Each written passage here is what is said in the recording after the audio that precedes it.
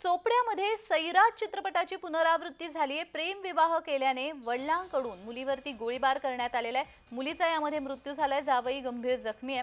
प्रेम विवाह केल्याचा राग डोक्यामध्ये ठेवत जन्मदात्या पित्यानेच मुलीची गोळी झाडून हत्या केलेली आहे। चोपडा येथील आंबेडकर नगर इथली ही घटना आहे। समाज मन सुन्न झालेला आहे। आनंदाने सजलेला लग्न मंडप एका क्षणात शोकसागरात बुडालाय। चोपड्यामध्ये सैराटची पुनरावृत्ती झालेली आहे। जळगाव जिल्हा पुन्हा एकदा माणुसकीला काळीमा फासणारी घटना जळगाव जिल्ह्यामध्ये चोपडा शहरामध्ये समोर आलेली आहे।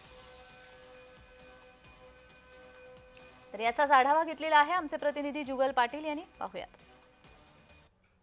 मुलीने प्रेमविवाह केल्याचा राग डोक्यात ठेवत आपल्या जन्मदात्या पित्यानेच आपल्या मुलीची हत्या केली आहे। पुणे येथून एका लग्नासाठी दाखल झालेले अविनाश वाघ व तृप्ती मांगले या ठिकाणी लग्नानिमित्त आले होते। नातेवाईकांच्या लग्नानिमित्त या ठिकाणी आले असताना 2 वर्षापूर्वी तृप्ती आणि अविनाश यांचा प्रेमविवाह झाला होता। प्रेमविवाह झाल्यानंतर वडिलांच्या डोक्यात या ठिकाणी मोठा राग होता। मात्र या ठिकाणी लग्न कार्यानिमित्त आलेल्या तृप्ती वाघ यांच्यावर बेछूट गोळीबार वडिलांनी केला। या तृप्तीचा जागीच मृत्यू झालेला आहे। घटनास्थळी आपण बघू शकतो की या ठिकाणी रक्ताचा सडा या ठिकाणी दिसून येत आहे। रात्रीच्या सुमारास अचानक या ठिकाणी हळदीचा कार्यक्रम सुरू असताना किरण मांगले हे माजी सैनिक आहेत, ते या ठिकाणी या लग्नात हळदीच्या कार्यक्रमात दाखल झाले। त्यांनी या ठिकाणी बेछूट गोळीबार केला असून आपल्या पोटच्या मुलीवर या ठिकाणी गोळीबार केला आहे। तृप्तीचा जागीच मृत्यू झालेला आहे। जर बघितला तर जमावाने किरण मांगले यांच्यावरही या ठिकाणी हल्ला केला असून त्यांची प्रकृतीही चिंताजनक आहे। अविनाश वाघ यांची देखील प्रकृती चिंताजनक आहे।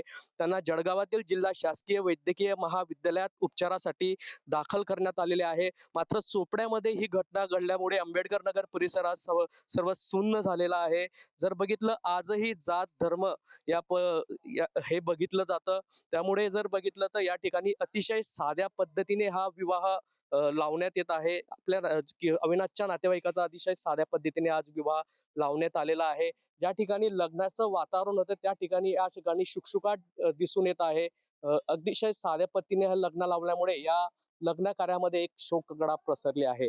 जुगल पाटील, जय महाराष्ट्र न्यूज, जळगाव। अविनाश आणि तृप्ती दोघा इथं चोपडा शहरामध्ये आल्या होत्या।